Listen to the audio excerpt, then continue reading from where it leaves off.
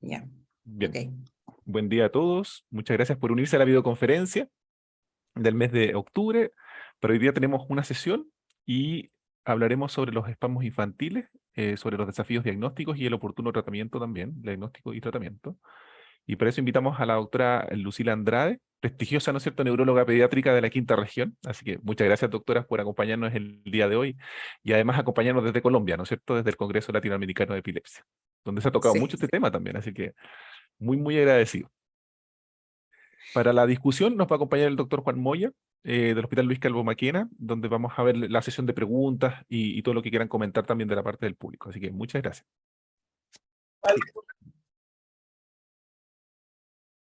ya. Bueno, muchas gracias por la invitación. Eh, Bienvenidos a todos. Yo espero que podamos hacer...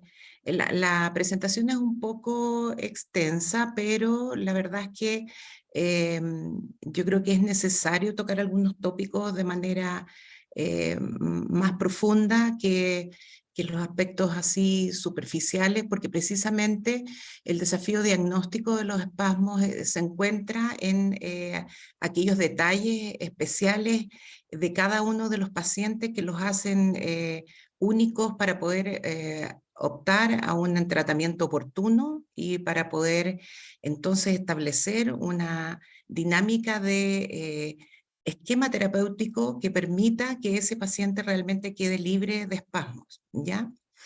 Esto está basado, esta presentación, en un protocolo que esperamos que realmente el Ministerio, o sea, el Ministerio ya lo aceptó en términos generales, pero está en su fase de revisiones y de todos los aspectos que tienen que tener estos protocolos para que finalmente puedan ser para todo el país y unificando criterios, porque eso es uno de los aspectos que más nos importa. Y esto fue hecho en conjunto con el Grupo de Estudios de Epilepsia de la Sociedad de Neurología y Psiquiatría de la Infancia y la Adolescencia. Aquí tenemos a los autores, ya, la doctora Kerima Acevedo, la doctora Patricia Alfaro, la suscrita, la doctora Cintia Margarit y la doctora Cecilia Okuma. Ay. Ahí está. Bueno, en este protocolo cada uno de los autores presentó sus conflictos de interés y ninguno de ellos tiene conflictos de interés para esta materia. Y estos son los revisores, ¿ah? O sea, eso es súper importante porque cuando hay protocolos, ya, además de todo el trabajo que realizan las personas que hacen la revisión del estado del arte, digamos, y que además contextualizan estos documentos para que puedan ser útiles para todos los lugares del país donde nosotros podamos estar trabajando. Además están los revisores que se preocupan de que efectivamente se cumpla, digamos, con el objetivo que realmente tiene. Y aquí pueden ver ustedes, bueno, la doctora Lilian Cuadra, la doctora Melanie Pacot, que era la jefa en su momento del Departamento de Enfermedades No Transmisibles, la doctora Karina Rosso, la doctora Carolina Muñoz, la doctora Ruth Pavés, la doctora Francisca López y la doctora María Francisca Baraki, que ahora es la actual jefa del departamento. Todos ellos trabajaron después de que nosotros hemos hecho el primer documento, o más de uno, en ahora ya que efectivamente esto pueda cumplir con nuestros propósitos. Y esta es la hoja de ruta de hoy día, ya los objetivos, la introducción, el diagnóstico y estudio teológico, algunos casos clínicos que tienen por propósito solamente ejemplificar algunos aspectos que nosotros consideramos en sus inicios y todavía seguimos considerando que son sumamente importantes para que podamos llegar a un diagnóstico oportuno con estos pacientes. Tenemos el tratamiento y el seguimiento, ¿ya? Y aquí probablemente va a haber mucha conversación, espero yo, muchas preguntas y algunos aplicación de tratamiento, la discusión y las preguntas.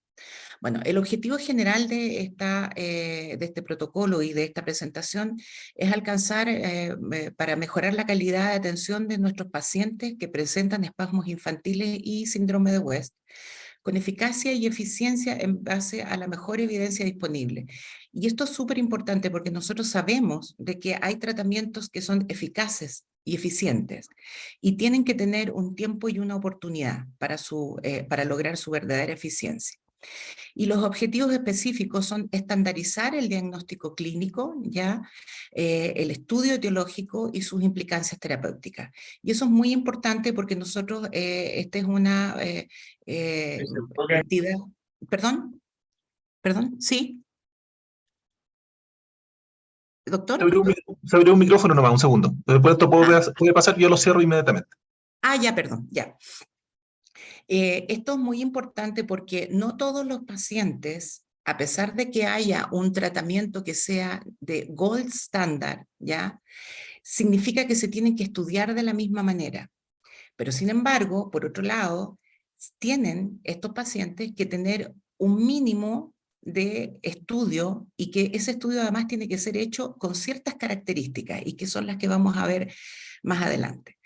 También está estandarizar los conceptos electroencefalográficos, no porque en un lugar no tengamos directamente el estudio diagnóstico, no significa eso de que nosotros no tenemos que recibir un informe que tiene que tener ciertas características para que eso no nos lleve a cometer errores, ¿ya? Entonces, eso es muy importante y lo vamos a ver también, y actualizar el estudio neuroradiológico que es fundamental en estos pacientes. La población objetivo de esto es los pacientes menores de 24 meses, ya con clínica y electroencefalograma sugerente de espasmos infantiles, y vamos a ver después por qué, un momentito queda correcto ahí ya, y el tratamiento farmacológico para toda la población menor de 24 meses que presente espasmos infantiles. Bueno, como todos ustedes saben, los espasmos infantiles son un tipo específico de crisis epiléptica y está en la clasificación, bueno, y ahora nuevamente en la actualizada clasificación, es una encefalopatía epiléptica, edad dependiente, ya que es más frecuente en los primeros 2 años, entre los 2 meses y 24 meses. Incluye el síndrome de West, eso es súper importante porque ahora nosotros tenemos que hablar de espasmos infantiles, y el síndrome de West es la triada, ¿cierto? Que tiene espasmos infantiles, ipsarritmia, que está presente en el 80-85% de los casos, y que tiene una regresión psicomotora. ¿Cómo subo esta cosa? A ver, un segundo, que esto me está molestando, lo voy a poner acá abajo, ahí sí. Y esto, ahí, ya, ahí sí. Bueno, el concepto actual es que los espasmos infantiles pueden presentarse con o sin ipsarritmia, ¿cierto? Y estos tienen una evolución adversa para el neurodesarrollo, particularmente cuando los pacientes, esto parte en los menores de 3 meses y cuando tienen un daño neurológico previo. Y esto es muy importante porque se ha visto que la precocidad del tratamiento se ve perturbada en el fondo precisamente por estas dos condiciones. Cuando tengo un daño neurológico previo y tengo una epilepsia previa, y los pacientes menores de 3 meses, porque es más difícil la presentación clásica, típica que nosotros estamos acostumbrados a observar de los espasmos infantiles. La regresión del desarrollo, por otra parte, puede no estar presente desde el principio y eso no excluye el diagnóstico, y eso es sumamente importante. O sea, el paciente, también nosotros tenemos el concepto muy internalizado de que es la triada del síndrome de West. Pero muchos de estos pacientes realmente se empiezan a deteriorar conjunto con que nosotros vamos viendo la aparición de los espasmos. Entonces, eso también es importante como un concepto a tener en consideración. Ahí está. La importancia del tratamiento temprano ya está establecida en muchos de los estudios que se han hecho, y se ha visto que el retraso en el inicio se ha asociado con un peor desarrollo intelectual y con una peor evolución de su epilepsia. Y eso está estudiado en diferentes etapas, a 24 meses y a 4 años, ¿ya? Entonces hay que enfatizar el hecho de que tenemos que implementar el tratamiento desde el primer mes de iniciados los espasmos, y para eso tenemos que tener una muy buena anamnesis. Uno de los aspectos centrales que yo diría que yo podría así como rescatar de este congreso que hemos estado ahora acá en Colombia, de la ILAE, es que la clínica vuelve a tener en casi todos nuestros síndromes epilépticos Relevancia absoluta. La clínica está en primer lugar para poder definir todos los síndromes epilépticos y todas aquellas manifestaciones, particularmente en aquellos que son continuos epilépticos. De esta manera, en los espasmos infantiles tenemos nosotros que tener precisión respecto de los tiempos y vamos a irlo viendo por qué. Bueno, ustedes saben que los espasmos infantiles tienen esta incidencia, ¿cierto? De 2.9 a 4.3 por 10.000 nacidos vivos, ¿ya? El 90% se manifiesta antes de los 12 meses y el 10% antes de los 3 meses. O sea, es muy poco probable que nosotros tengamos espasmos antes de los 3 meses, pero sin embargo ellos son muy importantes porque además concentran un grupo que son de peor pronóstico y que son de más difícil diagnóstico. Hay una preponderancia de los varones sobre las niñas y tenemos también que tiene una mortalidad que está entre las más altas tasas de mortalidad de todas las epilepsias. La mayoría de los pacientes que fallecen van a fallecer en el periodo de diagnóstico y tratamiento inicial, ahí está el 3 a 5%, el 17% va a fallecer antes de los 5 años y en estudios con autopsia y de muy largo plazo, de 40 años, lo que ellos observan es que la etiología sintomática tiene 5 veces más riesgo de morir, ¿ya? Entonces, pero esto además de aquellos pacientes que tienen espasmos refractarios, ¿ya? Tienen un odds ratio de 4.37 veces más probabilidad de morir. Y cuando esto se asocia, o sea, una etiología sintomática, espasmos refractarios y morbilidad respiratoria, alcanza el 12.75 de veces de probabilidad de fallecer. Entonces es una entidad que es muy importante para nosotros y para nuestros niños. Con respecto a la etiología, en realidad los aspectos más, porque la etiología es sumamente larga, se clasifica de esta manera como está puesto acá, y la más importante, ¿cierto? Lo más importante de este concepto es que vamos a tener una causa definida en más del 50% de los pacientes, o sea, un 64.4%. Pero de ese 64.4%, el 58% es aquella patología estructural adquirida perinatal de la encefalopatía hipóxico-isquémica.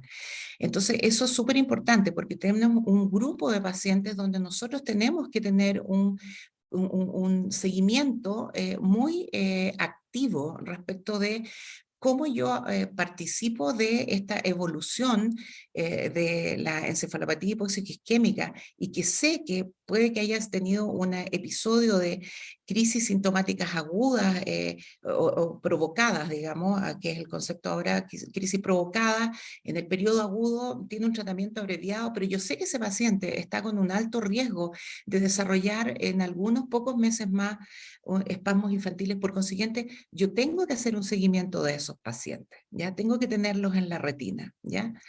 Bueno, hay más de 200 causas, la causa desconocida alcanza 1/3 por lo menos de los pacientes, por más esfuerzo que hagamos, y también es importante que casi 1/4 de los pacientes va a tener una causa, o sea, más de una causa, ¿ya? Ahora, dentro de las causas genéticas, ¿ya? Porque hay grupos que son donde uno puede ir a buscar dirigidamente, tenemos el grupo de las encefalopatías hipóxico-isquémicas, están las causas genéticas y en ellas se distinguen 2 que son muy importantes. El síndrome de Down, que es la causa genética más frecuente de espasmo, que alcanza un 42%, ¿ya? Y que en un estudio, nosotros aquí contamos con un estudio nacional de Gaete Mellado, ya que dice que en este grupo que ellos hicieron de seguimiento tuvieron un 7.5% de pacientes con espasmo, y la esclerosis tuberosa, que si bien es cierto, no es una patología frecuente, ¿cierto?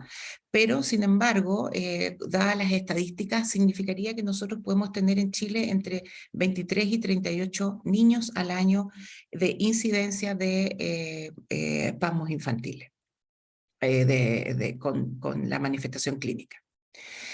Con respecto al estudio de las neuroimágenes, que lo vamos a ver primero que el electroencefalograma, las neuroimágenes se tienen que desarrollar en el 100% de los pacientes.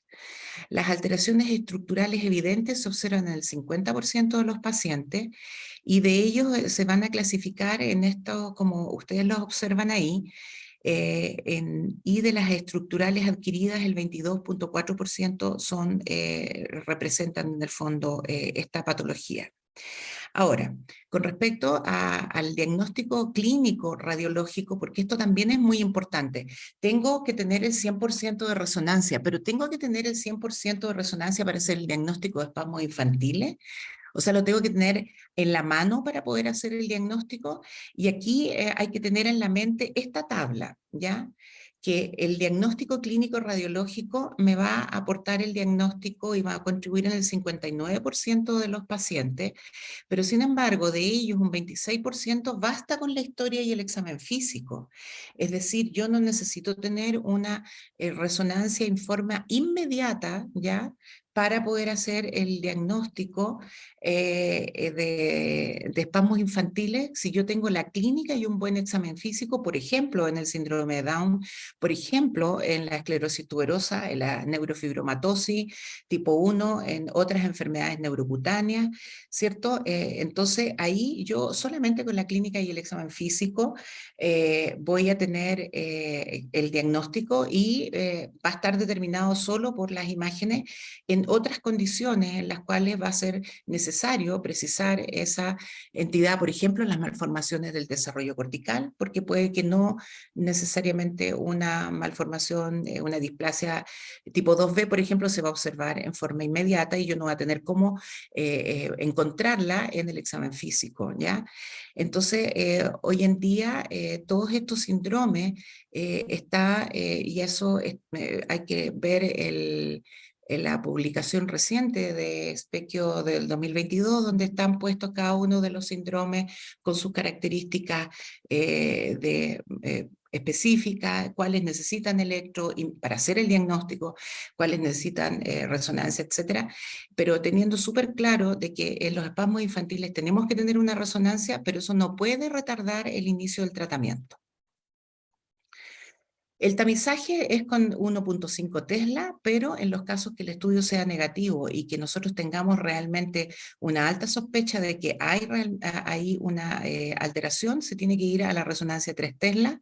Eso, ustedes saben, tiene que ser derivado en los sistemas públicos al Instituto de Neurocirugía, y por lo menos la experiencia que yo tengo, la solicitud de resonancia 3 Tesla al Instituto de Neurocirugía es bastante ágil, ¿ya? Después, si alguien no tiene los datos, más adelante yo se los puedo entregar, pero eso es súper importante, y también súper importante cuando uno está buscando cosas específicas, conversar directamente con la doctora Kuma, porque ella también puede agilizar y contribuir a un mejor diagnóstico. Si el estudio con resonancia es negativo y el cuadro epiléptico persiste, es importante que entonces tenemos que repetir las imágenes, como dice acá, a intervalos de 6 a 12 meses, porque ustedes recuerden que la mielinización y la maduración del sistema nervioso va a permitir que entonces la resonancia entregue una mejor resolución de sus imágenes, ¿ya?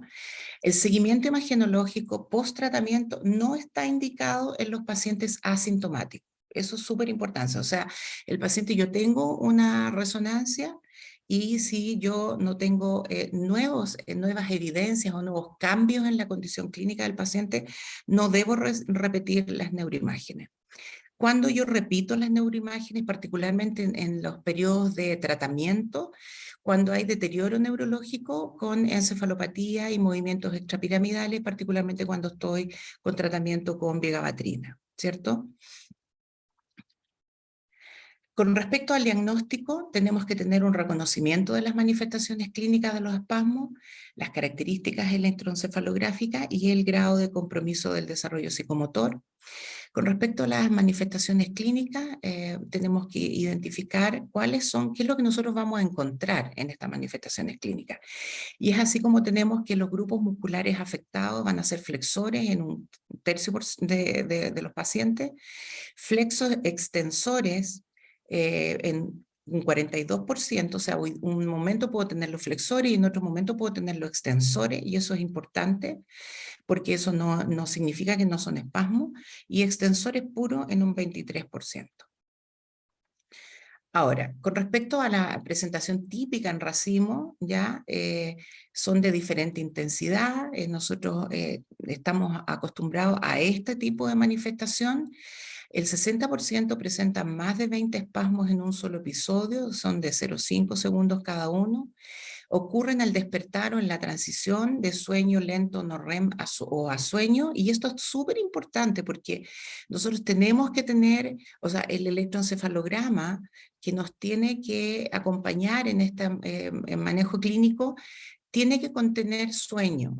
No nos sirve un electroencefalograma solamente de vigilia, ¿ya? Y además, en su presentación pueden ser precedidos por una detención de la conducta, vocalizaciones, gesticulaciones, movimientos oculares y finalizar con llanto. El llanto no forma parte de la crisis eléctrica. El llanto es un evento final y eso también es súper importante. No es parte del evento eléctrico, ¿ya? Los espasmos sutiles, que en el fondo son donde nosotros hemos querido enfatizar más que nada en esta guía y ponerla por eso de esta manera, porque muchas veces solamente tenemos el movimiento ocular, ¿ya? Y con una desviación hacia el cenit o elevación leve de los hombros, inclinación de la cabeza, aducción de los hombros. Entonces es súper importante porque hay que observar mucho al paciente. Hoy día los videos que nos pueden traer los pacientes también nos van a ayudar muchísimo, pero también acordarse de que la observación que uno hace del paciente, de todas aquellas alteraciones autonómicas que pueden estar acompañando esto, también son muy importantes para nosotros, especialmente en aquellos pacientes que son pacientes que ya tienen epilepsia y que ya están en tratamiento y que tienen agregado a sus crisis clínicas que nosotros estábamos tratando de controlar, aparece estas manifestaciones sutiles. Los espasmos masivos, que es la fuerte contracción en navaja, eso la forma más fácil de evidenciar, digamos, los espasmos. Pueden haber espasmos prolongados y aquí la diferencia va a ser fundamentalmente con las crisis tónicas breves, ¿ya? Y se sugiere agregar entonces apoyo con deltoides y electromiografía porque eso permite hacer esta distinción. Ya, los signos focales, las asimetrías también es súper importante porque acuérdense que vamos a tener espasmos infantiles que pueden ser con hemipsarritmia, ¿ya? Y eso claramente nos está indicando que tenemos una causa muy probablemente anatómica estructural como subyacente a estos espasmos, ¿ya? Cuando son asimétricos vamos a tener desviaciones oculares con movimientos nistagmoideos en un 55% de los casos y la alteración de la frecuencia respiratoria es frecuente, ¿ya? Vamos a ver si esto corre.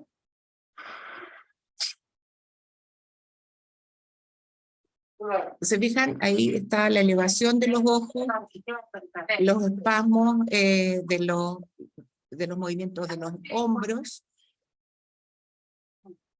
Ahí están las 4 extremidades comprometidas, ¿cierto? Y son en clúster, ¿ya?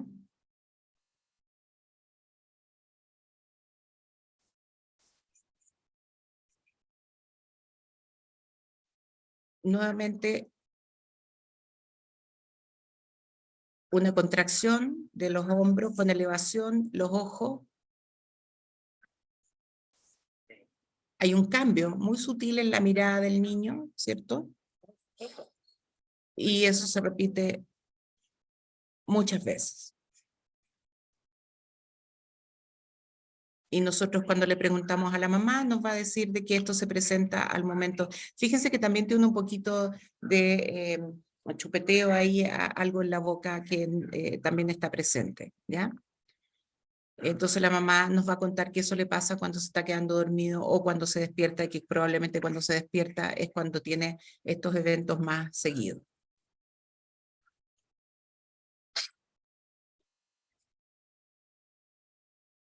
Ya.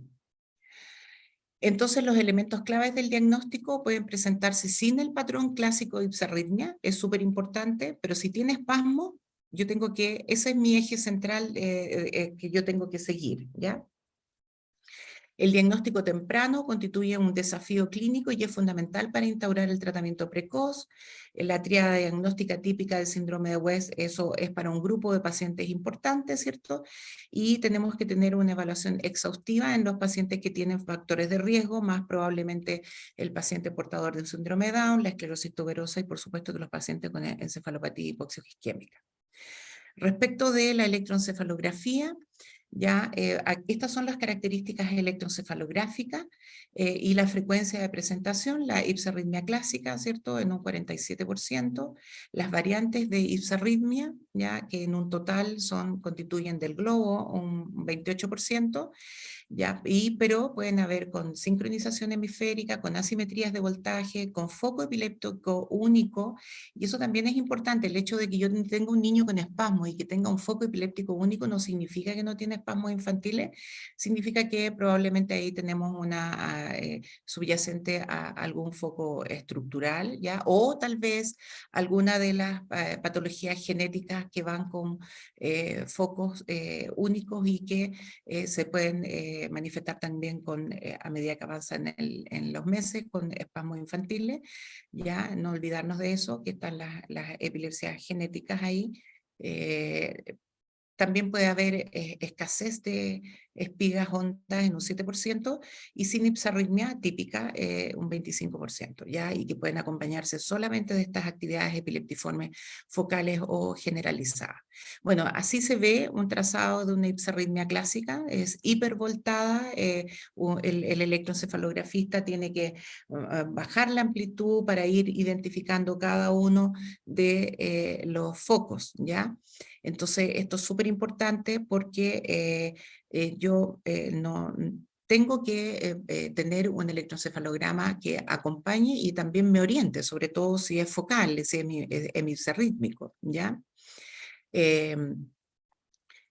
Yo puedo tener espasmos sin ipsarritmia, bueno, aparece esta actividad decremental, ¿cierto? Aquí están las descargas y la actividad decremental, eso puede estar presente en los electros de los... Es decir, no vamos a tener un electroencefalograma típico persistentemente todas las veces que nos vamos a enfrentar a un paciente con espasmo. Entonces, eso es súper importante, ¿ya? Vamos a tener los focos multifocales y otras alteraciones del electroencefalograma. Ahora, ¿cómo se comporta la ipsarritmia en el ciclo sueño-vigilia? Esto también es súper importante porque, como yo ya les mostré, tiene un patrón de base de muy amplio voltaje, ya mayor a 200 microvoltios. Va a haber una tendencia a actividad de espiga y punta onda que pueden agruparse como en un patrón periódico, ¿ya? Aparecen los episodios electrodecrementales a continuación de los espasmos, ¿ya?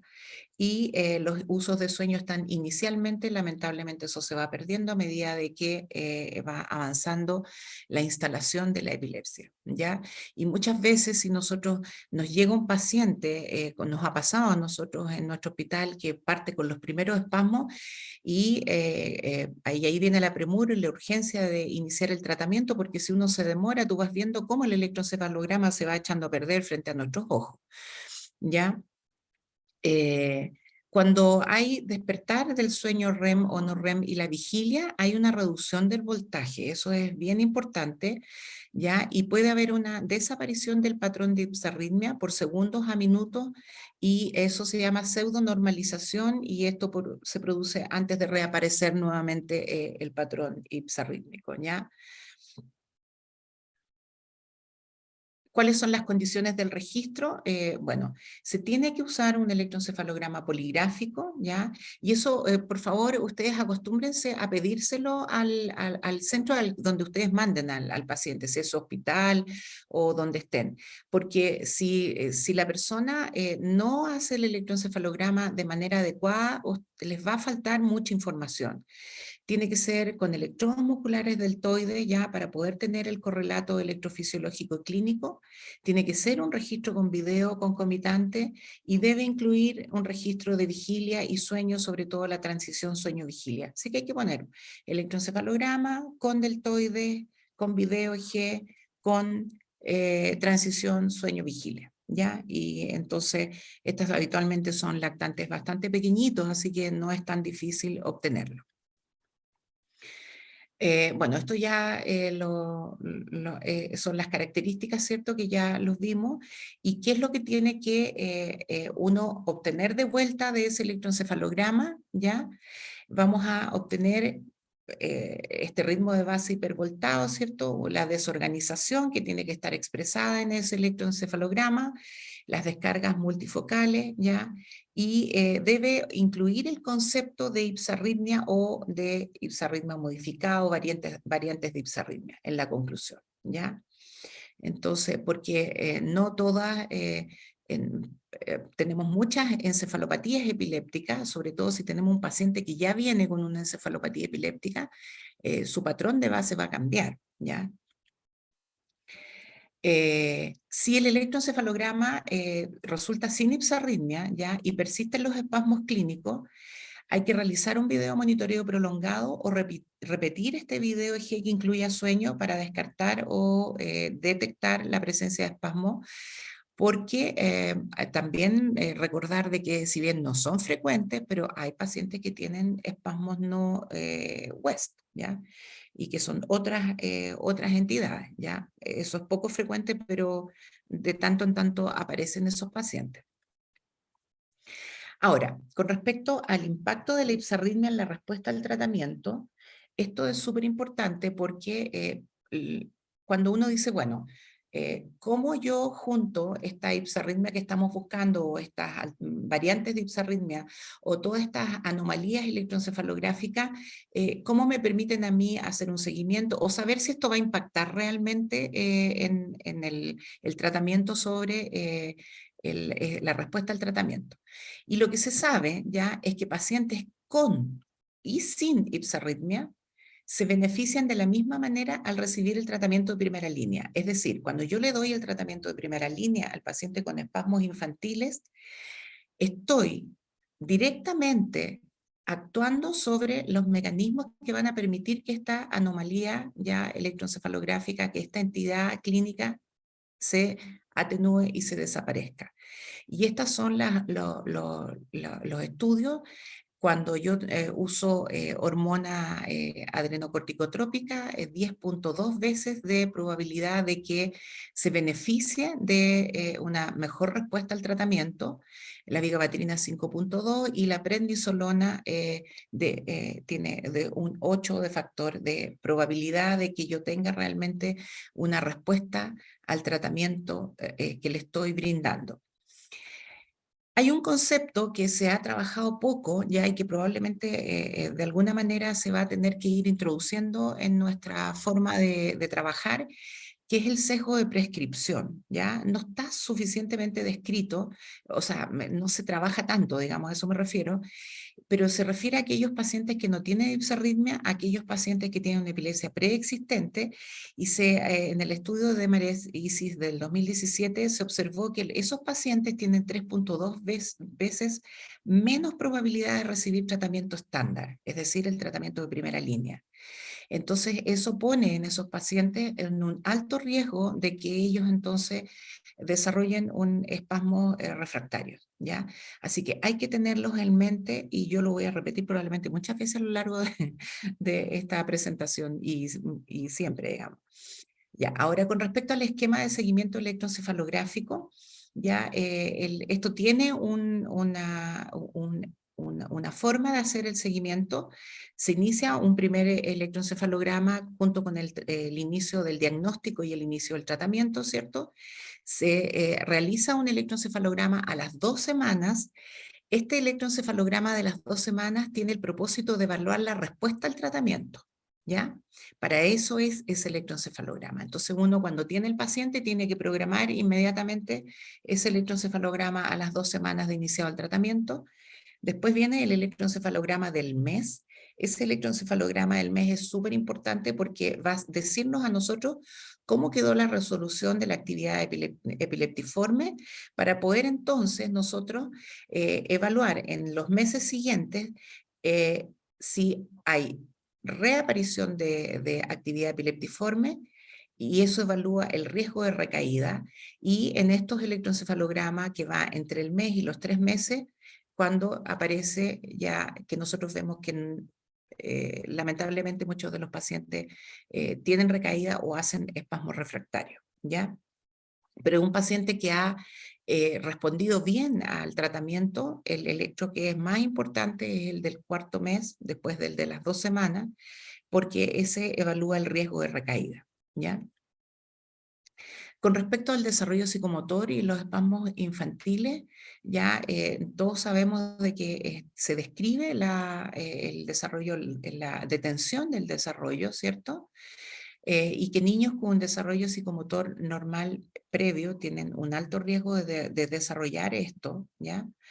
Pero que además la regresión del desarrollo afecta la respuesta a la capacidad de respuesta social, y eso es súper importante porque no podemos esperar nosotros que el niño regrese en los aspectos motrices fundamentalmente.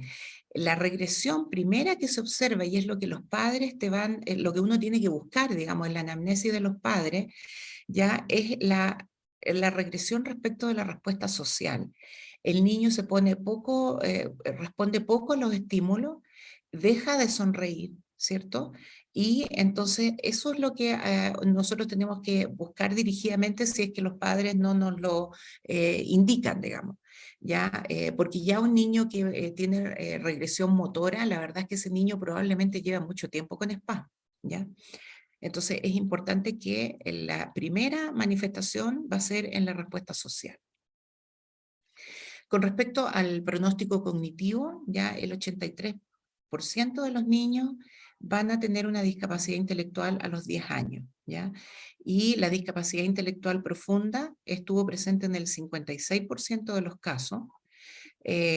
Cuando los pacientes tienen patologías como esclerosis tuberosa, se ha observado de que el único factor de riesgo que muestra una asociación independiente con un peor pronóstico neurocognitivo es la asociación con esta enfermedad en particular. Bueno, este es un caso clínico, ¿cierto? Para revisar en base, que es un caso del Hospital San Juan de Dios, ¿ya? Y la importancia de la sospecha clínica y del informe electroencefalográfico en el inicio precoz del tratamiento. Este es un preescolar de sexo masculino de 24 meses sin antecedentes de control, solamente tenía un control neurológico por plagiocefalia. Había iniciado espasmos en flexión a los 6 meses, ya estamos hablando de una lactante que ya tenía 24 meses. Consulta con el neurólogo. Y aquí tenemos que nuestra conducta tiene que ser en la sospecha clínica inmediata, además tenía una larga historia de espasmo. Se debe solicitar un electroencefalograma con urgencia, ¿ya? Esto no puede esperar, o sea, me llega el paciente y el electro tiene que ser realizado de urgencia para que yo pueda entonces realizar dentro de la primera semana un tratamiento oportuno, pero en este caso, por ejemplo, que fue una cosa confundente del electroencefalograma, se informa con frecuentes paroxismos de actividad epiléptica focal, no se interpretó como espasmos, ¿ya? O como un patrón de naturaleza ipsarrítmico, y el médico inicia tratamiento con levetiracetam, ¿cierto? Que dentro de la primera semana no tiene resultado. Luego persisten los espasmos, ¿ya? Y los padres ahí agregan el elemento que ven que su niño en realidad empeora. Se le hace una resonancia de cerebro que es normal, ¿cierto? Y como puso acá la doctora Margaret, sospeche West, por favor. O sea, si tenemos espasmos y más allá del hecho de que el paciente ya venía trayendo espasmos hacía bastante tiempo, pero si en este momento además estoy teniendo un deterioro en forma específico e inmediato, tengo que sospechar de que estos son espasmos infantiles, ¿ya? Y cuando se revisa el electroencefalograma, se observa que tiene una base desorganizada, frecuentes descargas, como ya vimos, las descargas son multifocales, pueden tener una sincronización, ¿cierto? Se agregó un tercer fármaco que claramente no iba a contribuir a esto, ¿ya? Y sin duda estamos frente a espasmos infantiles y hay que realizar su tratamiento, se revisa el caso, ¿cierto? Y se revisan todo lo que con el primer trazado, como nos indicó acá la doctora Margarit, cumplía con criterios de ipsarritmia, tenía una clínica de espasmo, se realizó finalmente el tratamiento con ACTH a la cuarta semana ya, y se produjo una normalización del electroencefalograma. En el seguimiento este niño tuvo suerte en realidad porque tuvo solamente un TEL mixto expresivo y con un video EG prolongado normal. Y esto es súper importante porque nosotros tenemos que ir cada vez siendo menos complacientes al tiempo que los pacientes han estado con espasmo. Y para eso necesitamos ser tremendamente acuciosos en preguntar e indagar realmente desde cuándo que está teniendo estos movimientos, porque probablemente si el niño tiene movimientos solamente sutiles, si uno les explica a los papás, mire, ha tenido esto, después los papás echan mirada atrás y dicen, en realidad esto sabe que parece que lo tiene hace más tiempo de los espasmos en flexión y los clásicos, digamos. Eh, entonces es una urgencia neurológica, esa es la manera como tenemos que manejar los espasmos.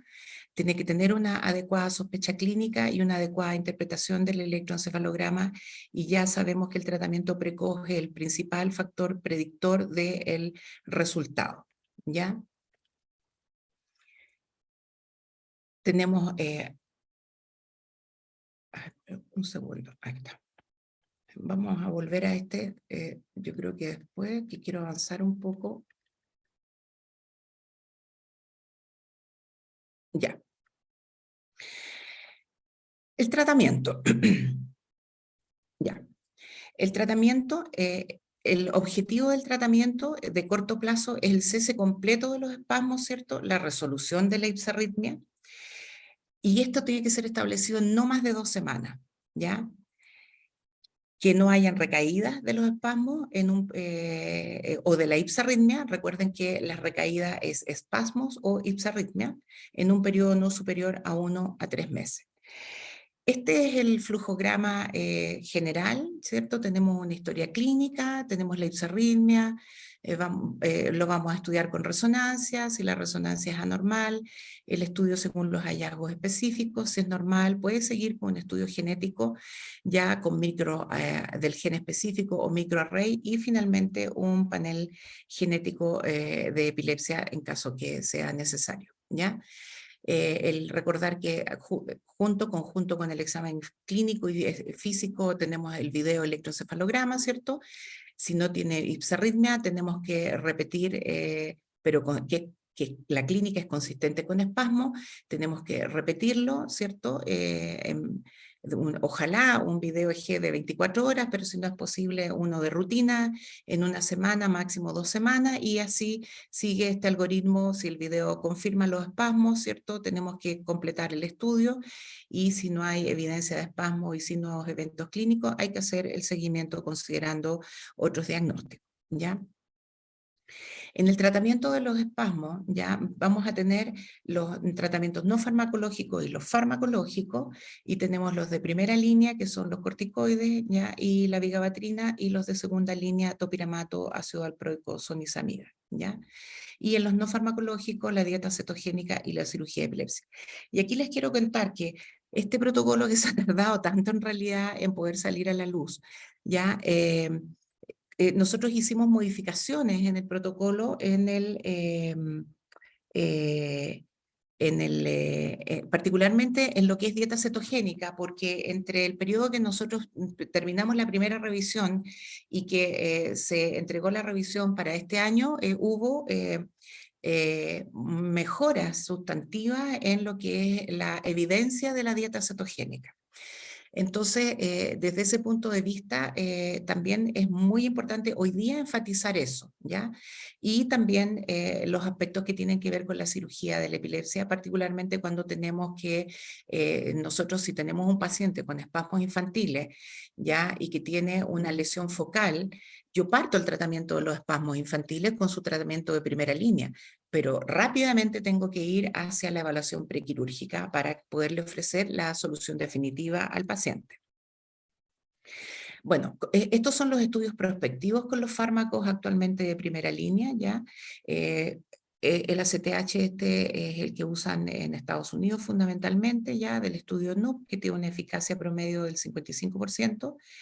El tetracosactide, que es el que usamos nosotros, que es el ACTH sintético, ya tiene el UKIS 76% de efectividad, la eficacia promedio del 61%. La prednisolona, que esperamos que en conjunto con todo el esfuerzo que estamos haciendo con este protocolo, más los esfuerzos que están haciendo las agrupaciones de padres de pacientes con epilepsia de difícil manejo, ya, y que han tomado contacto directamente con estructuras ministeriales, esperamos que prontamente tengamos la prednisolona en nuestro país. Ya, nosotros ya tenemos varios pacientes que han comprado la prednisolona, que es sumamente barata, y tiene esta eficacia que ustedes pueden observar acá, 70%, entonces nosotros no nos podemos quedar impávidos frente a esta realidad, tenemos que cambiarla entre todos, ¿ya? Ay, espera un segundito que voy a correr esta cosa que me perturba aquí. Tenemos que la vigabatrina, ya en los estudios que la vigabatrina sola en UKIS es 54%, pero la vigabatrina asociada a tratamiento hormonal, especialmente cuando la patología es estructural, tiene un 72% de eficacia, ¿ya? Entonces, cuando yo tengo un paciente que probablemente tiene una patología estructural, yo puedo partir con vigabatrina y sabiendo de que si asocio que si tengo una recaída o que si no logro el control en estos 14 días, que son mis 14 días de donde yo tengo que estar ahí encima del paciente, ¿cierto? La asociación de vigabatrina más el tratamiento hormonal tiene una altísima eficacia. Ahí. Ahí. Entonces, como dice acá, 2 semanas para medir la eficacia del tratamiento, ¿ya?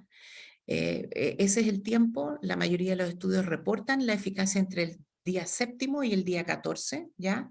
Y los estudios de neurodesarrollo a largo plazo, a 14 meses, y, que es el UKIS, y a 4 años, hay una asociación de efecto protector con los tratamientos de primera línea instaurados precozmente. Entonces, esta es una carrera contra el tiempo, en el fondo, ¿ya?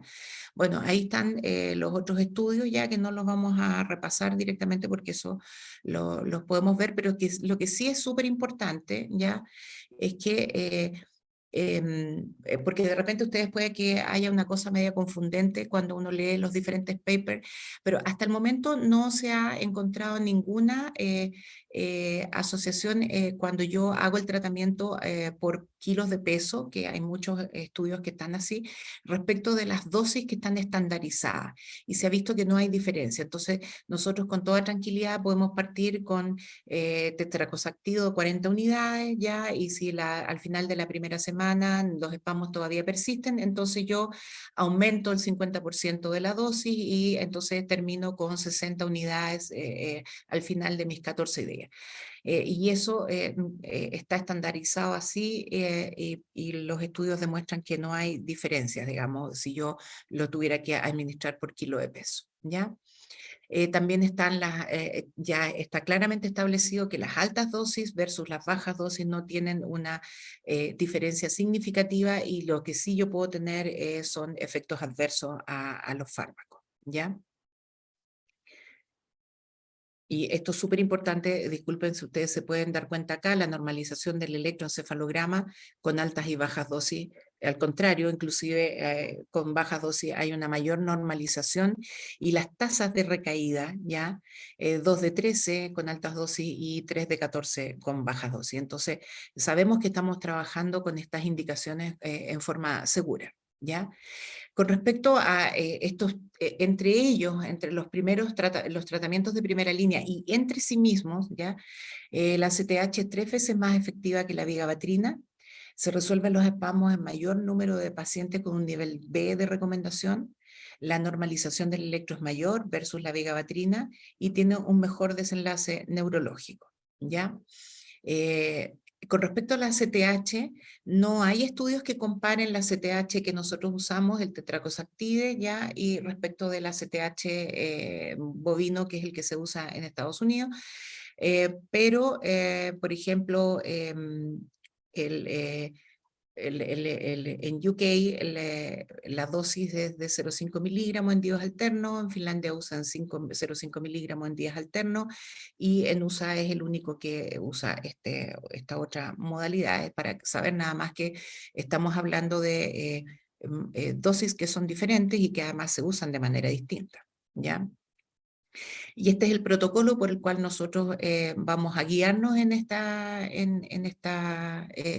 protocolo, digamos, el UKIS, que es del 2004, y hasta el día de hoy no ha habido nada que demuestre ser mejor, exceptuando el hecho de que en muchos lugares los padres, cuando se les ofrece realmente la alternativa prednisolona versus ACTH, que es inyectable, etcétera, muchos de ellos prefieren realmente la prednisolona porque es un medicamento sumamente fácil de administrar, ¿ya? Pero es súper importante saber de que, digamos, esto facilita, por ejemplo, el inicio de un tratamiento ambulatorio. En general, en los niños pequeños es preferible usarlos hospitalizados porque ellos tienen mucho más riesgo de tener reacciones adversas con cualquiera de estos fármacos, ¿ya? En este estudio, ya que no incluyó la esclerosis tuberosa, es importante porque el tratamiento se ajustó por el interés superior del niño, y eso es una cosa que nosotros tenemos que hacer mucho esfuerzo para que este interés superior del niño esté presente ya en nuestro tratamiento. Acá, como ustedes pueden ver, el tiempo de cese de espasmo y de resolución de ipsarritmia está establecido entre el día 13 y 14, ¿ya? Con respecto a los estudios que se hicieron durante el protocolo, se mide la presión arterial por 2 días al inicio y luego semanal, ¿ya? La glucosuria también se puede observar solamente las primeras 48 horas y se mide después semanal, y bueno, y el 78% de los pacientes tenían una etiología subyacente en este estudio, ¿ya? Con respecto a la vigabatrina, su mecanismo de acción es a través del bloqueo de la transaminasa, que es responsable del metabolismo del neurotransmisor GABA, y además también se ha demostrado que la vigabatrina, como ustedes saben, inhibe la activación de la vía mTOR, ya que es a través de donde en el fondo lo que está alterado particularmente en la esclerosis tuberosa. La efectividad del cese de los espasmos entonces en la esclerosis tuberosa es del 91 al 100%, o sea, este es el tratamiento de elección, ¿ya? Las altas dosis son efectivas ya en los primeros 14 días de tratamiento, y los espasmos de otro origen cae bastante su efectividad, pero como ya vimos, sube si está asociado al 78% cuando se asocia con el tratamiento hormonal, ¿ya?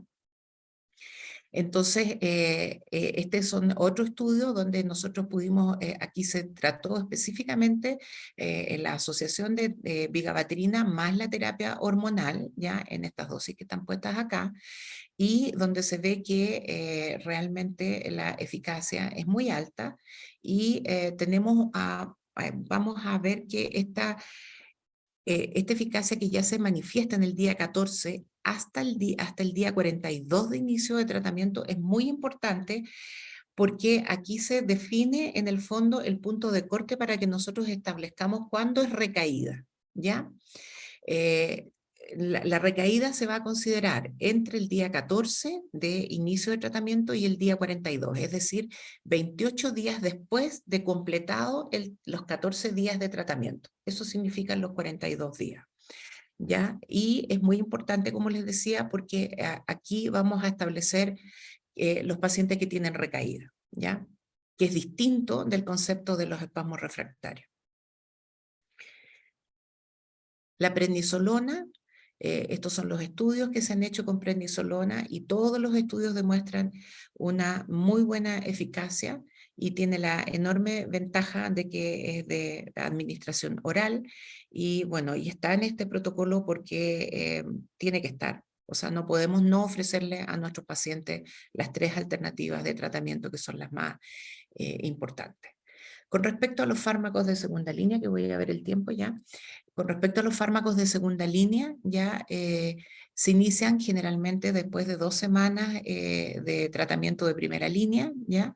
Y en los estudios que demuestran que la tasa general de respuesta cuando uno usa un tratamiento de segunda línea, después de un tratamiento de primera línea, es muy baja, ¿ya? Ahora, y los fármacos que se han estudiado son en los que están listados acá, ¿ya? Pero lo importante es esto. Esto es lo que nosotros tenemos que tenerlo siempre presente. Si yo tengo espasmos infantiles e inicio un tratamiento con un fármaco de segunda línea, es decir, no uso ACTH, no uso vigabatrina, no uso prednisolona, sino que parto usando levetiracetam, ácido valproico, topiramato, etcétera, y como veo que es ineficaz, como en el caso que yo les mostré de ese paciente que por ahí no se valoró adecuadamente y se inició primero un tratamiento de segunda línea, y le agrego un segundo fármaco, la tasa de respuesta es cero, ¿ya? Entonces eso también es súper importante si nosotros estamos frente a un paciente que ha sido complejo, que tenía una epilepsia previa y que resulta de que ahora son espasmos, esto parece que sí, bueno, son las crisis que tenía antes y ahora además tiene espasmos, y entonces estoy con un tratamiento que es de segunda línea, ¿cierto? Porque ese paciente probablemente viene o con fenobarbital o con levetiracetam, entonces yo tengo que hacer mi cambio al tratamiento de los espasmos. ¿Ya? Tengo que hacer el cambio a ACTH, vigabatrina o prednisolona para poder darle la oportunidad de que cesen esa actividad epileptiforme anormal, porque si no, mi tasa de respuesta va a ser cero y voy a perder la oportunidad de darle un mejor pronóstico a ese paciente. Con respecto al tratamiento no farmacológico, como ya les decía, la dieta cetogénica ha ido cobrando mucha importancia, ya es de segunda línea después de vigabatrina, así que hay que tenerlo súper en mente, particularmente cuando tenemos lesiones estructurales o algunas otras alteraciones donde no tenemos, recuerden que el 35% no va a tener una causa etiológica conocida, entonces por consiguiente, si no responde, tengo que iniciar dieta cetogénica precozmente, ¿ya? Y también tengo que considerar la dieta cetogénica cuando hay una contraindicación al tratamiento. Son pocos esos pacientes, pero pueden haberlos, sobre todo cardiopatías, etc. Con respecto a la cirugía, ya lo que les dije, y el otro aspecto importante es que hay algunos casos especiales que son fundamentalmente aquellos donde nosotros hacemos el diagnóstico de enfermedades genéticas, metabólicas, donde ahí tenemos que tener el tratamiento específico ya cuando tenemos un paciente con una patología específica, ¿ya? Recaída de espasmos, que era lo que estábamos hablando ya del estudio que les presenté ahí, se entenderá por recaída la reaparición de espasmos luego de 48 horas de remisión completa de espasmos y de hipsarritmia desde el día 14 y se mantiene por al menos 28 días, o sea, esos son esos 42 días desde el inicio del tratamiento.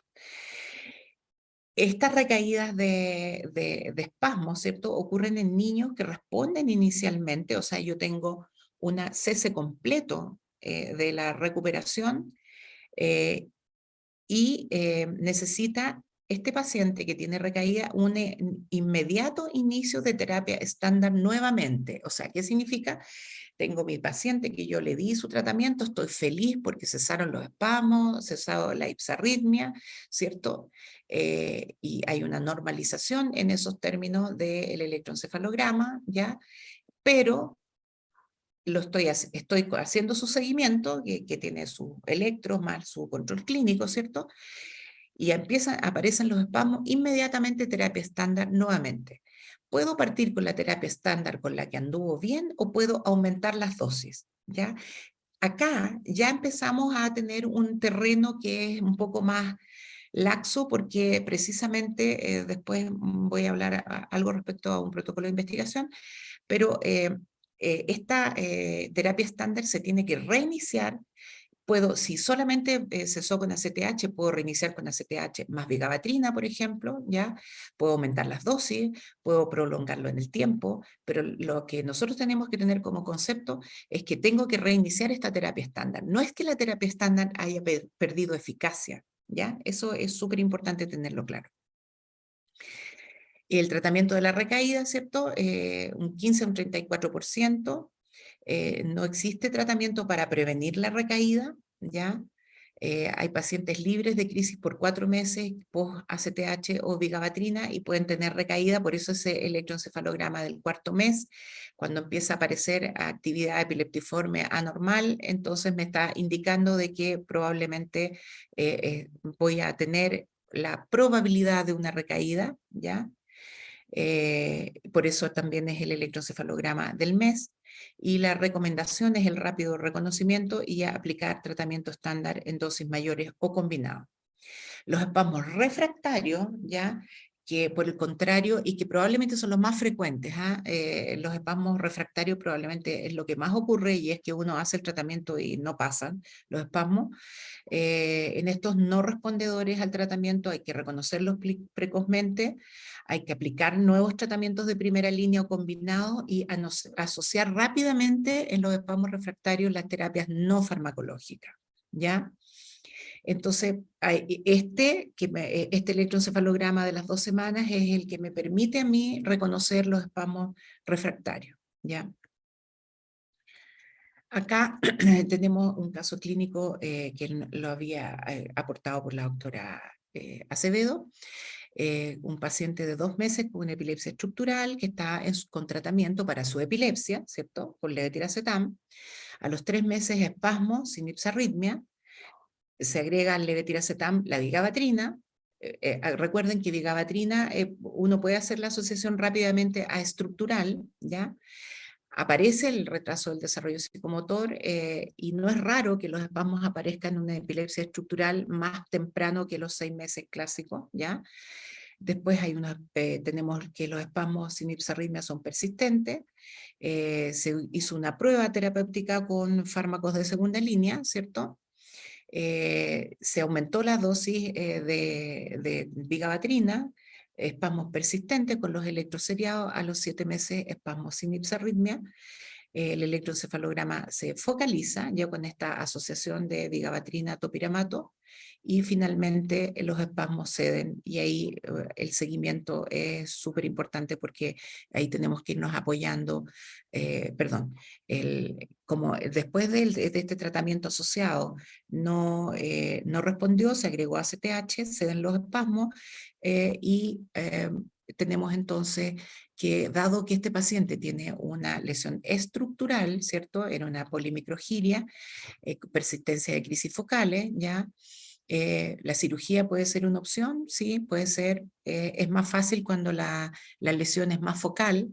Se sugiere un registro más prolongado, y además ir haciendo, combinando ya terapias que probablemente, o sea, estudios que probablemente tienen que ser hechos en un centro especializado, y eso es súper importante. Los pacientes con recaída de espasmo y con espasmos persistentes tienen que ir por lo menos debiéramos tener una modalidad para poder ser evaluados esos pacientes en centros más complejos, ¿cierto? Para poder hacer delimitaciones de zonas epileptogénicas o ofrecer ciertas otras alternativas terapéuticas, quirúrgicas, ¿ya? Entonces, y hay otra cosa muy importante en este caso, ¿ya? Que también hay ciertos fármacos que tenemos que dejarlos de usar sencillamente porque no fueron eficaces finalmente en poder apoyarnos en el manejo, y es el caso de que, por ejemplo, en este caso se suspende el levetiracetam, ¿ya? Y la vigabatrina, y se optimiza el manejo con topiramato, ¿ya? Y aquí, como muy bien lo pone la doctora, policlínicos de especialidad, subespecialidad, centros de referencia nacional, eso es algo que probablemente vamos a tener que conversar, ¿ya? ¿Cómo hace uno el tratamiento de mantención? A ver, ya. El tratamiento de mantención luego de un tratamiento exitoso en el corto plazo, no existe evidencia que diga cuál es el tratamiento de mantención que nosotros tenemos que usar. Ya el 60% de los pacientes queda libre de crisis a los 2 años y mantenían sus fármacos antiepilépticos, ¿ya? Entonces, a juicio de expertos, se sugiere que en casos de tratamiento médico, cuando se usa el tratamiento con ACTH o vigabatrina, mantener el tratamiento con vigabatrina por 1 año, ¿ya? Y si no, si tuvimos que usar algunos fármacos de segunda línea, mantenernos con esos fármacos de segunda línea. Por ejemplo, el topiramato, como es el caso que vi. Este es el algoritmo, ya que no, aquí está escrito, ya este algoritmo lo hicimos muchas veces, apoyado, lo tuvimos que repetir muchísimas veces para que finalmente se pudiera entender claramente, así que este algoritmo es como nosotros vamos a tener que hacer el manejo con cada uno de los pacientes y representa más o menos casi en su totalidad las alternativas terapéuticas para los diferentes pacientes que nosotros podemos encontrar. Los factores de buen pronóstico, la etiología idiopática, el desarrollo psicomotor normal previo al inicio de los espasmos, la ausencia de otro tipo de crisis epiléptica, el corto periodo, o sea, la respuesta rápida ya al tratamiento. Ahora, otro aspecto que también es importante que nosotros quisimos tocar en esto es el tratamiento ambulatorio versus hospitalizado. Claramente, mientras no tengamos las opciones solamente, digamos, inyectables, probablemente vamos a tener que seguir manejando muchos de nuestros pacientes hospitalizados, pero dado que la vigabatrina se puede usar ya desde el inicio en pacientes que son pacientes con patologías estructurales, probablemente nosotros podamos partir con pacientes ambulatorios, pero para ello se requieren de algunos requisitos, ¿ya? Entonces, por ejemplo, dentro de las recomendaciones, digamos, que son en opinión de expertos, el manejo intrahospitalario solamente en casos con alto riesgo de complicaciones, también en aquellos pacientes que vamos a partir terapias orales, el manejo ambulatorio en periodos de alta frecuencia, por ejemplo, de enfermedades respiratorias, ya, y pacientes seleccionados con domicilios relativamente cercanos al establecimiento de salud, ya, y necesitamos tener una enfermera capacitada, se requiere tomar presión arterial y exámenes. Y en este aspecto yo creo que es súper importante sacarle el jugo a lo que hoy día se maneja en los hospitales, que son las hospitalizaciones domiciliarias, que realmente ayudan muchísimo. Bueno, muchas gracias y podemos abrir la discusión. Voy a dejar de compartir, ¿ya? Yo sé que el doctor Moya... Sí, hola, Sí, perdón. muy bien. No Muchas sé si te gracias, había- doctora.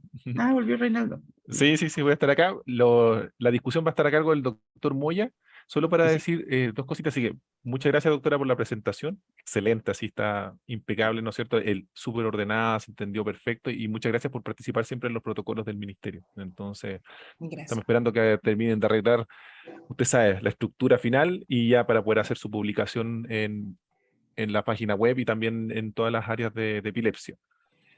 Habían un par de preguntas sobre, en especial, de si íbamos a grabar la presentación.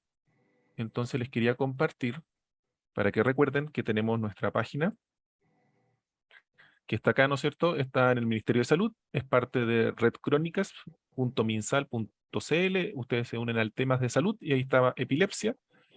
Y ustedes pueden encontrar los documentos más importantes. Está el programa nacional, están las guías de práctica clínica, el GES, están los protocolos, y aquí esperamos durante estos próximos meses añadir, ¿no es cierto?, el de espasmo. Y además están las exentas de los grupos de trabajo que hacen epilepsia, y además están las videoconferencias que están con un enlace que va hacia YouTube, ¿ya? Y vamos subiéndolos mes a mes. Y pueden encontrar todas las del 2022 y también están las del 2021, ¿ya? Las más antiguas no teníamos esta metodología, entonces tan solo los PowerPoint.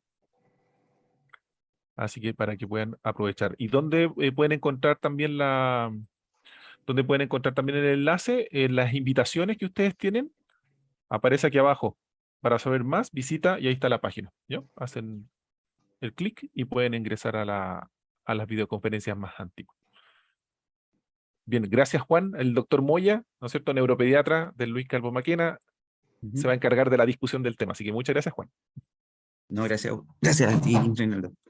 Bueno, también me sumo a los agradecimientos, a las felicitaciones por el tema, que es un tema tiene muchas aristas, es muy extenso. Estaba pensando, creo que es una cuestión muy buena que haya 140, 150 personas conectadas y mucha gente de los CEFAM ya hayan podido ver en el fondo cómo es un espasmo sutil. Y quizás esta presentación para más adelante, si es que la pueden ver cuando esté grabada y subida, puede servir para que más adelante podamos detectar estos pacientes en el fondo y no pensar que son cólicos u otro diagnóstico, ¿cierto? Que se parecen mucho a veces. Eh, sí, que es un comentario cortito que quizás como en esa misma línea de siempre que hay un paciente que ha tenido alguna lesión en el periodo perinatal o lactante temprano, tener presente que si aparece cualquiera de estos movimientos puede ser esto. Y quería preguntar algo yo, no sé si hay preguntas, yo no, por lo menos no he leído no veo las manos levantadas ni tampoco en el texto, pero quería preguntar, como de la prednisolona, ¿cuál es el estado, si en el fondo los pacientes que la han comprado la han importado y todo? Porque a mí siempre me ha sorprendido el hecho de que no esté, y esto va a sonar casi como un comentario medio folclórico, pero existe prednisolona veterinaria y se ocupa N. Yo tengo dos gatos que la ocupan. Entonces digo, ¿cómo puede ser que tengamos prednisolona veterinaria y no tenemos la prednisolona para uso humano? Entonces, no sé cuál es la experiencia que tienes y si los pacientes que la han usado la han traído de dónde.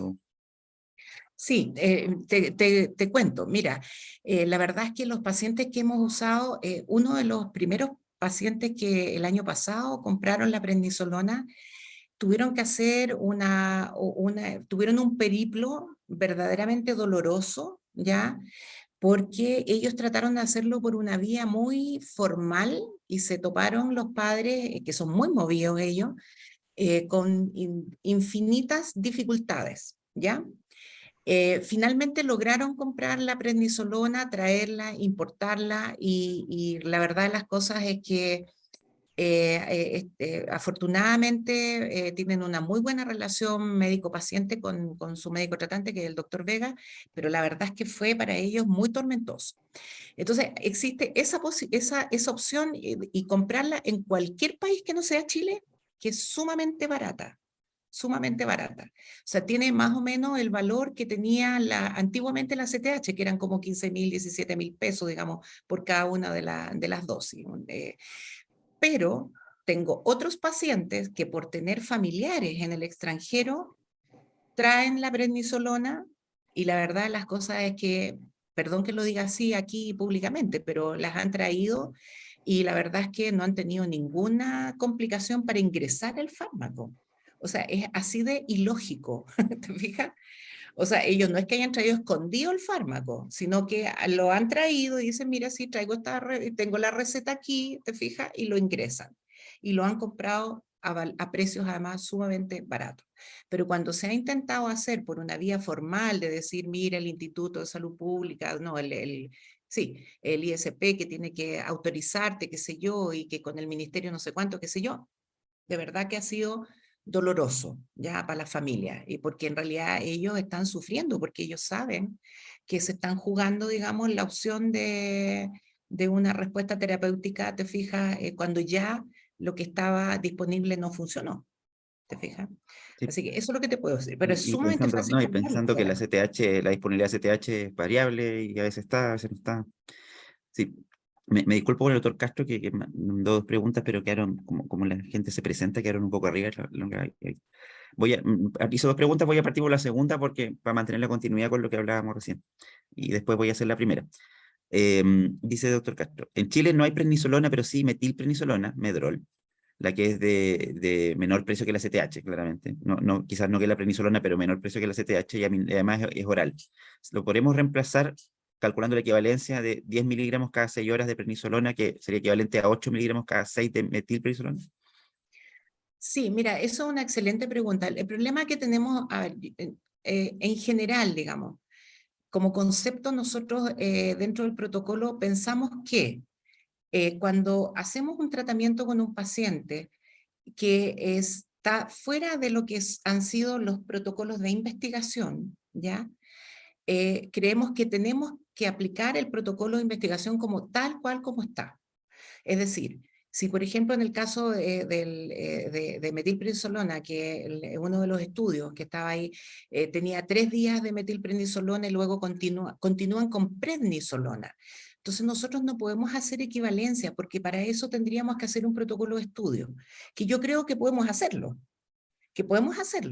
pero que tiene que ser en ese marco, porque uno de los aspectos centrales también de la responsabilidad nuestra es que si vamos a salirnos, digamos, de cómo fue hecho el protocolo y cómo está haciendo la recomendación y cómo fue probada la eficacia, debiéramos hacerlo en un protocolo de investigación. Entonces, yo creo que lo que propone el doctor Castro es válido, pero yo creo que eso tendría que ser hecho no caso a caso, sino que decir, mira, a contar de esto y dado que tenemos esta tremenda dificultad, podemos usar, nuestra institución va a aplicar este protocolo de investigación y los resultados los daremos en tanto tiempo. Porque es peligroso que uno empiece a cambiar esquemas terapéuticos que realmente no sabemos si esos van a ser eficaces como lo fueron los protocolos hechos. Esa es como la mirada del grupo, del grupo del protocolo. Pero estamos súper abiertos a que tenemos que ser mucho más creativos. Hay muchas experiencias en el mundo, sobre todo países en desarrollo, que han intentado usar metilprednisolona para el manejo de los espasmos. Gracias. Sí, de acuerdo. Tenemos otra pregunta del doctor Castro que después voy a leer las que están al final, que habla del electro en el fondo cuando se deja el tratamiento y después de 2 semanas se ve la respuesta, uno ve una respuesta clínica y electroencefalográfica. Entonces la pregunta es si la respuesta electroencefalográfica debe ser solo la desaparición de la ipsarritmia o la normalización del electro, y en los casos en que no había una ipsarritmia completa quizás, pero sí en el fondo había quizás pegaba en el palo o estaba en un estado previo con actividad multifocal, también esperamos que esta se normalice, o cuál es nuestra meta en estos casos. Sí, eso es súper importante eso para precisarlo. Lo que se espera es la resolución completa, ipsarritmia y espasmo, ¿ya? O sea, si yo veo que los espasmos cesaron, pero el electro no lo puedo considerar resuelto. Y entonces estaría frente a un espasmo refractario, ¿ya? Pero ahí la pregunta, el spam, en el fondo de la ipsarritmia, pero ese electro puede quedar con actividad epiléptiforme multifocal. Sí, puede quedar con actividad epileptiforme, sí. Se refiere a la normalización respecto de la ipsarritmia o de la ipsarritmia modificada, digamos. Y ahí la segunda parte de esa pregunta, en el fondo, es si tenemos un electro que no tenía la ipsarritmia todavía, pero sí tenía la actividad multifocal, la meta va a ser principalmente clínica, el electro, ¿qué podemos esperar ahí? Esa pregunta es súper difícil. Es súper difícil porque precisamente lo que uno espera es que haya una suerte de normalización del electroencefalograma. Y si se mantiene la actividad multifocal, probablemente si nosotros le hacemos un monitoreo prolongado, unas 24 horas, tal vez nos encontremos con que sí sigue teniendo espasmo y sí sigue teniendo actividad electroencefalográfica anormal. Ahí yo creo que es súper importante ese paciente, que no son raros, esos pacientes son más frecuentes de lo que uno quisiera. Yo creo que ese paciente tiene que ser manejado en un centro más especializado, donde se le pueda brindar un estudio electroencefalográfico más completo, ¿ya? Con gente experta en el fondo. Ajá. Tenemos una pregunta del doctor Álvaro, no sé si Reinaldo tiene la mano levantada al final o al tiro. Sí, es solo una acotación. Para la parte de tratamiento, llegó hace poco un correo desde la Liga Chilena contra la Epilepsia, que es de parte de Milka Gracanín, que es la subgerente de farmacia de la Liga, avisando de que quedan 243 unidades, ampollas que son de corticotropina, de Lactel de 40 unidades, y que es de procedencia argentina, y que tiene fecha de vencimiento hasta diciembre, por si acaso. Entonces, bien importante que si tienen pacientes y que requieren el tratamiento, está esa posibilidad. Y está con un apoyo importante de la Liga también, de la parte económica me refiero yo. Qué bueno que tocaste ese tema, Reinaldo, porque resulta de que uno de los aspectos súper importantes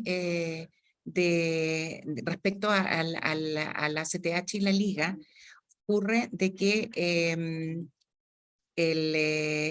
es súper necesario de que ustedes en sus hospitales hagan el trámite con farmacia para que la CTH sea incorporado a el arsenal y que puedan comprarlo.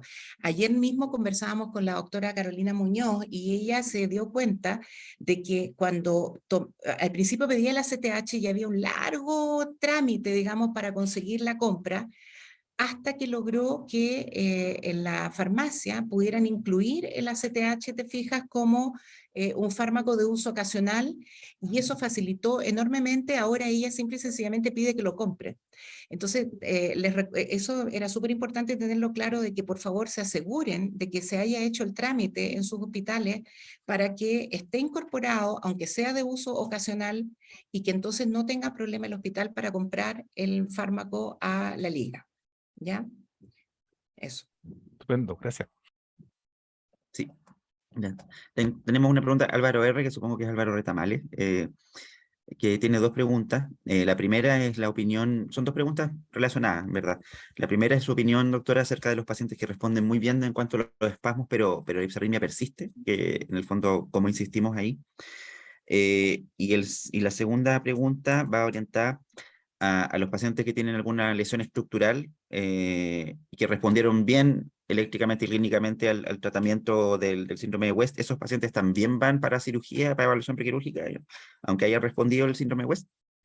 Ya, voy a contestarte la segunda primero. La verdad de las cosas es que si uno tiene, eso da tiempo.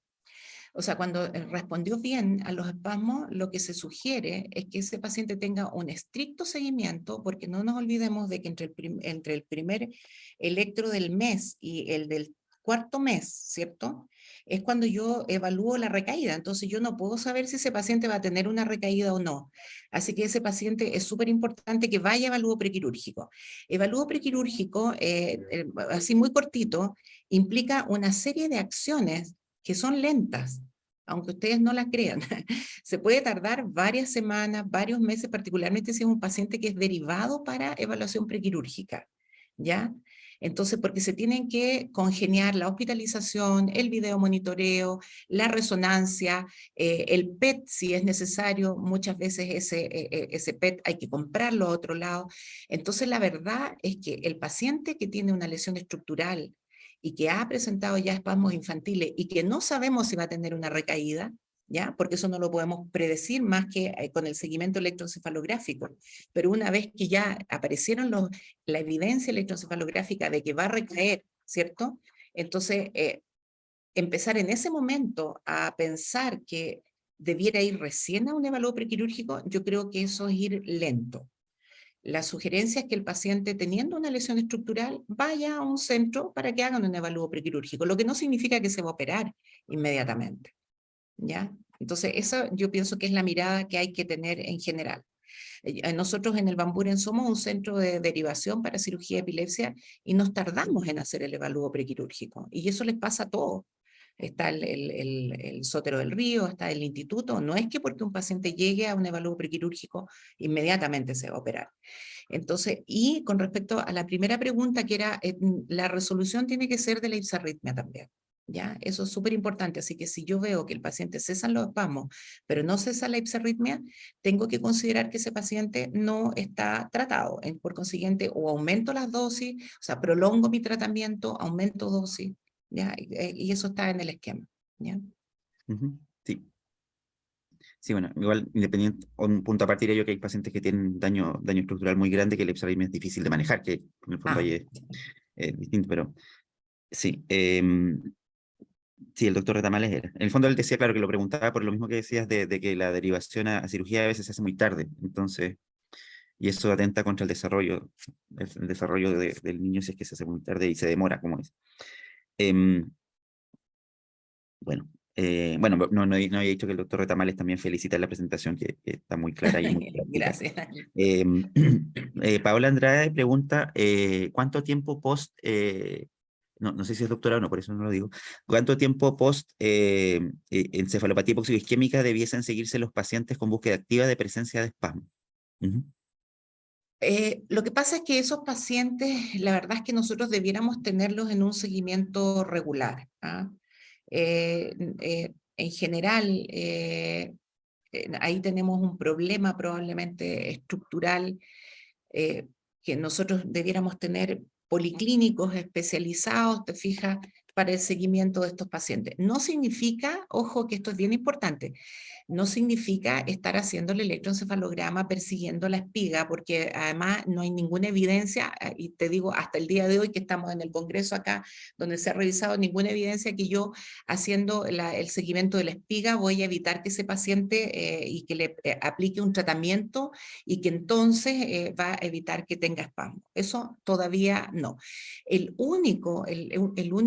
única entidad, la única patología donde se está pensando el tratamiento presintomático es la esclerosis tuberosa, ¿ya? Pero eso es otro tema, ¿ya?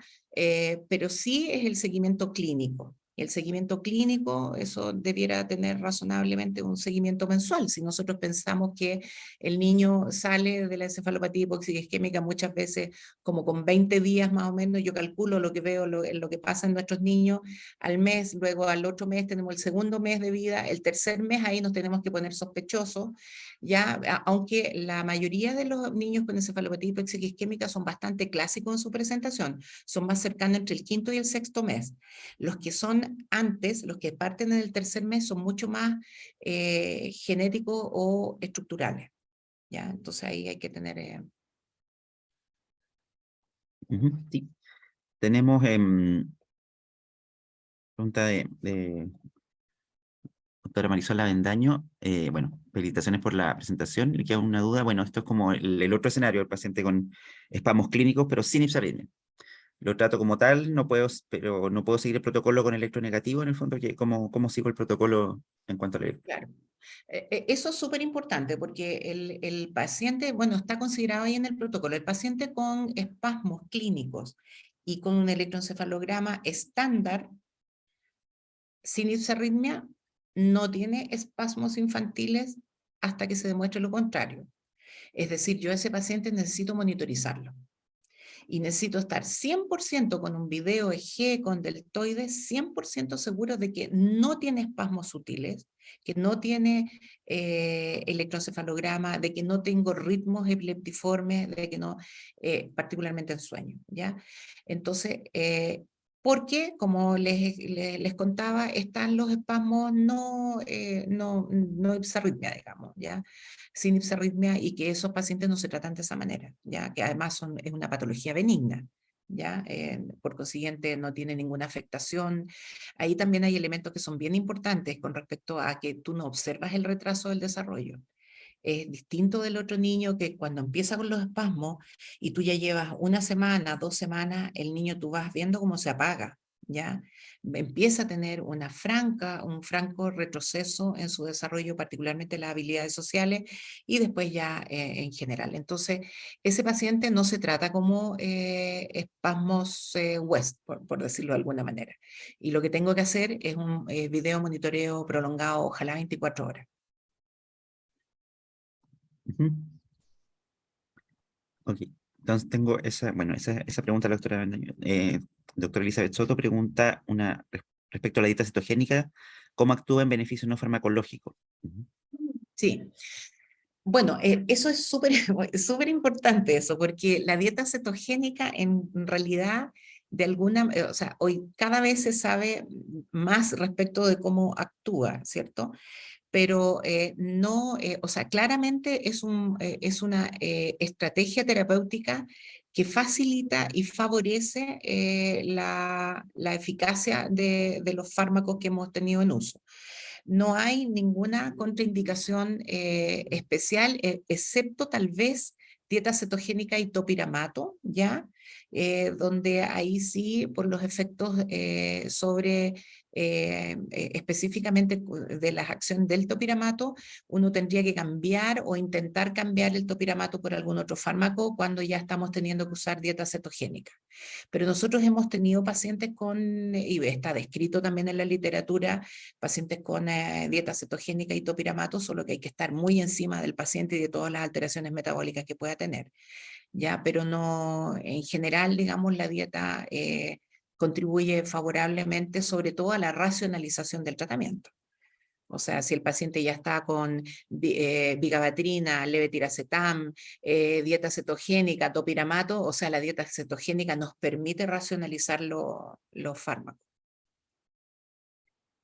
Ajá, sí. Sí, como para complementar claro, la dieta con el topiramato muchas veces nos produce mucha alteración metabólica, en el fondo los cambios en el pH urinario y la litiasis. Y la anorexia, ese es el otro tema que cuando se juntan a veces hay mucha baja de peso y puede ser complicado. Em, eh, Hay una pregunta que está un poco como en un contexto aparte, pero la voy a dejar al final, pero la vamos a ver igual. Em, Mejía, no sé cuál será el nombre de pila, pregunta, si tenemos un paciente con trisomía 21, pero con electro no alterado, ¿cuál es el protocolo a seguir? Ah, ya. El paciente con síndrome de Down, con trisomía 21, tiene que tener su seguimiento normal, habitual, que debiera tener todos los niños de seguimiento neurológico y pediátrico, ¿ya? Lo que no nos debiera ocurrir es que el niño llegue de sorpresa sin haber tenido una evaluación de su cardiopatía, ¿te fijas? Yo diría que en general eso es bien raro, ¿ah? Bueno, no sé, de repente cuando uno está en lugares así como las grandes urbes, uno da por sentada tantas cosas. Pero pensando así en términos generales, un paciente nacido en una maternidad estándar, yo pienso, me aclaran por favor si me pudiera estar equivocando, pero pienso que ese niño debiera salir de esa maternidad con una evaluación completa respecto de todas las alteraciones que puede tener un niño con síndrome de Down, que son todas las malformaciones mayores, ¿cierto? Incluyendo la cardiopatía yo diría eso. Ahora, con respecto al seguimiento, no hay un protocolo de hacer un seguimiento electroencefalográfico. Lo que sí sabemos es que ese paciente está en mayor riesgo, entonces ese paciente es un paciente que tiene que tener control neurológico.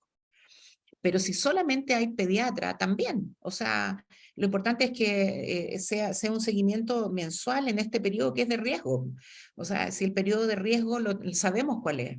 ¿Ya? El promedio es entre el quinto y el sexto mes. También los pacientes con síndrome de Down en general tienen más bien esa presentación que es bastante típica, pero también es bien frecuente observar de que el paciente con síndrome de Down tiene más tardío, o sea, 9, 10 meses de pronto iba súper bien y hace sus espasmos infantiles y en ese niño, pucha, hay que correr con el tratamiento porque a ellos que ya les va costando por su propio síndrome agregarle el retroceso que significa retardar su tratamiento.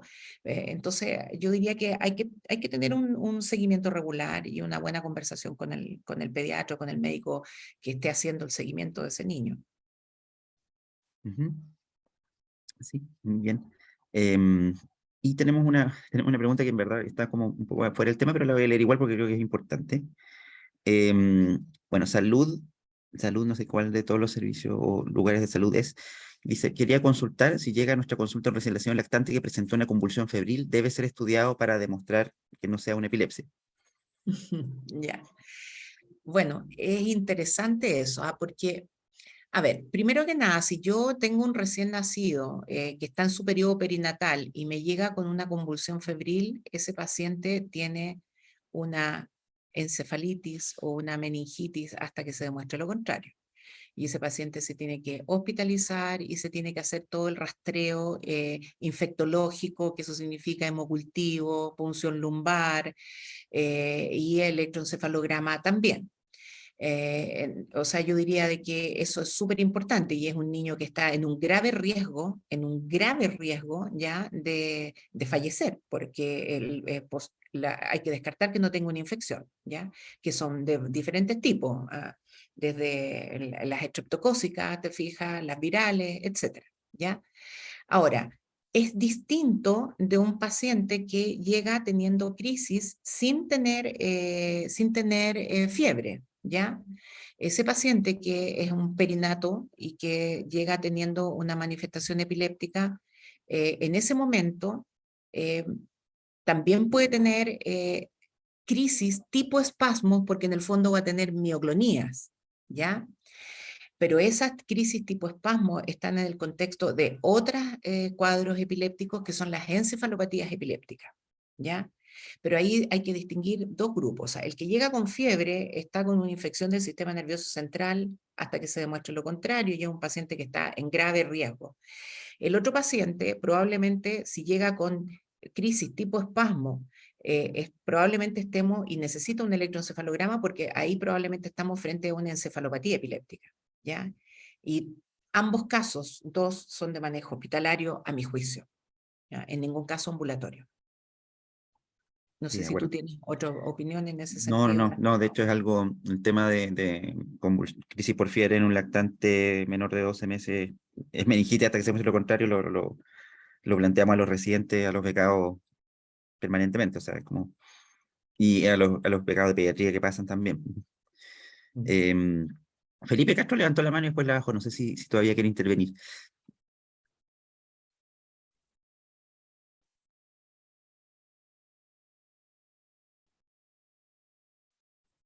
¿No? No. Bueno, yo quería decir lo siguiente, yo pienso, o sea, nosotros hemos conversado mucho con los colegas de este tema, ¿ya? Pienso que realmente tal vez sería bueno que todos aquellos interesados en los espasmos, sobre todo desde la epileptología, probablemente tengamos que tener algo así como un repositorio o un lugar donde las personas de Chile en general pudieran elevar sus consultas, ¿ah? Eso, la verdad es que nosotros hace mucho rato que lo pensamos y lo planteamos y estábamos esperando el famoso documento, que la verdad las cosas, porque también es importante, digamos, el documento, para que la persona pueda seguir el flujo, pues, y pueda decir, ya, pucha, este paciente me va a quedar como poncho, o necesita realmente este paciente ir a otro lugar. Y eso es súper importante, ¿ya? Necesita ir a un lugar donde lo puedan terminar de evaluar. Eso que esa es una cosa que debiéramos hacer y probablemente los vamos a invitar, digamos, como sociedad científica a todos aquellos que quieran participar de eso, porque probablemente eso va a ser una tarea dura, ardua, pero que pienso que puede dar muchos frutos, así como se están viendo grupos que están trabajando específicamente en las áreas genéticas, ¿te fijas? Pienso que en particular esta patología que es difícil, yo no quiero que se vayan para la casa pensando que es un diagnóstico difícil. No es un diagnóstico fácil, ¿ya? Y sobre todo lo más difícil es cuando nosotros tenemos espasmos refractarios y que hace que haya mucho desazón, porque en el fondo estás luchando ahí todo el minuto, es de la mañana para la tarde, uno pregunta, ¿y cómo anduvo? Y te dicen mal, y la verdad es que ya, ¿qué más hacemos? ¿Cómo seguimos? ¿Te fijas? Es verdaderamente súper angustioso, ¿ya? Y después el niño se va para la casa y tenemos todo este periodo de seguimiento en el cual el médico de familia, el médico general, el pediatra van a tener que estar súper atentos porque nosotros no lo vamos a poder estar mirando todo el rato.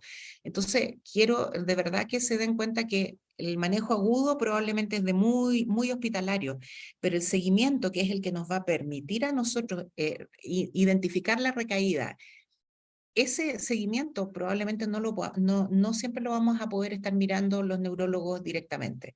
Entonces necesitamos del apoyo, te fijas, y de que todo el equipo de salud, la enfermera, el médico general, el médico de familia, el pediatra y todos aquellos que están en el terapeuta ocupacional, porque estos niñitos muchas veces quedan, te fijas, en tratamiento de rehabilitación. A nosotros nos pasa que de rehabilitación de repente nos llaman, oye, es ahí que este niñito, el Pepito, está con espasmo. Y, o sea, gracias, ¿te fijas? Entonces, es súper importante que nos demos cuenta que el equipo de salud tiene un rol en la identificación, pero también en el seguimiento de estos meses que son súper importantes, ¿ya? Ese es un punto que también yo quería expresar.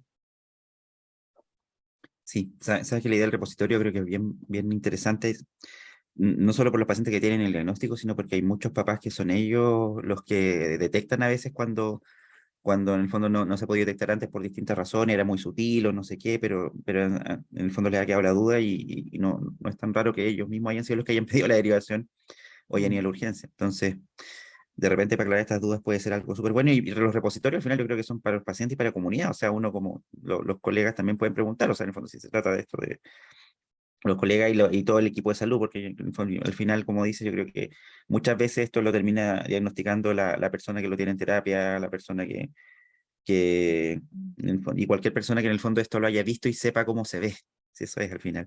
¿Mm? Claro. Por eso creo que es tan importante que esto esté grabado y que quede en la web.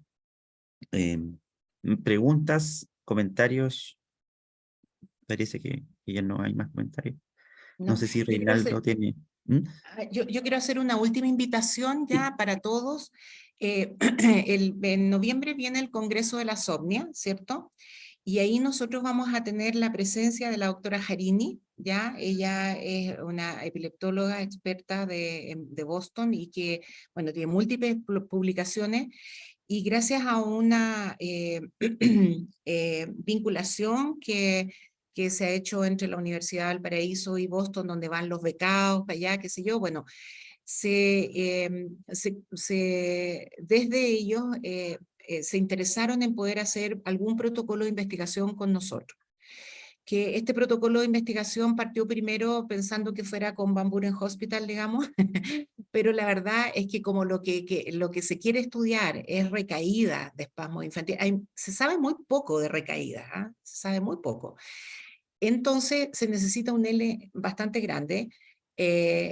Por consiguiente, nosotros como equipo nos dimos cuenta de que íbamos a tener que aliar otros hospitales para poder entonces identificar los pacientes que hayan tenido recaídas y poder hacer este estudio. Entonces, yo estoy haciendo una invitación a todos los colegas que tengan, de los hospitales, que tengan interés realmente en poder participar de este protocolo de investigación, porque nosotros, y lo estamos haciendo en esta oportunidad, por eso es que yo acepté la invitación del doctor Uribe para este día, que aunque estábamos en Colombia, ya, porque es importante que la gente le dé vuelta al asunto, ¿te fijas? Y no llegar cuando ya estás encima del Congreso y no tuviste tiempo de pensar, no tuviste tiempo de conversarlo con tu equipo, ¿te fijas? Entonces, yo los invito a que conversen con su equipo y si se interesarían en participar de este protocolo que va a reclutar pacientes que hayan tenido recaídas, ¿ya?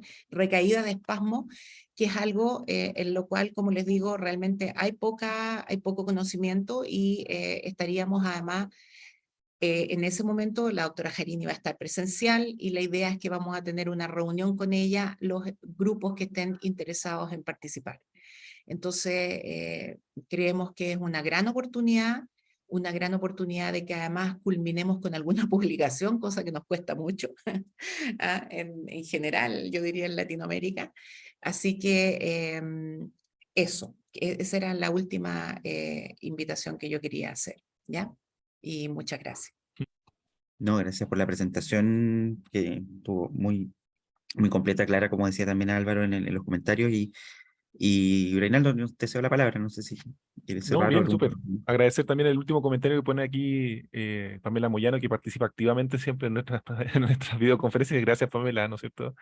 Que tenemos, ¿no es cierto? Ahí aparecen colegas químicos farmacéuticos que trabajan, ¿no es cierto?, en la importación, entonces podemos hacer un enlace bien bueno ahí. Tanto que yo quiero invitarlos para las próximas videoconferencias a que presenten el equipo, ¿no es cierto?, los grupos de químico y farmacia. Creo que sería súper interesante, así que te devuelvo el boomerang, Pamela. Muchas gracias. Muchas gracias, Reinaldo. Un saludo para todos. Excelente presentación, doctora. Gracias. Muy agradecido, como siempre. Vamos a detener la grabación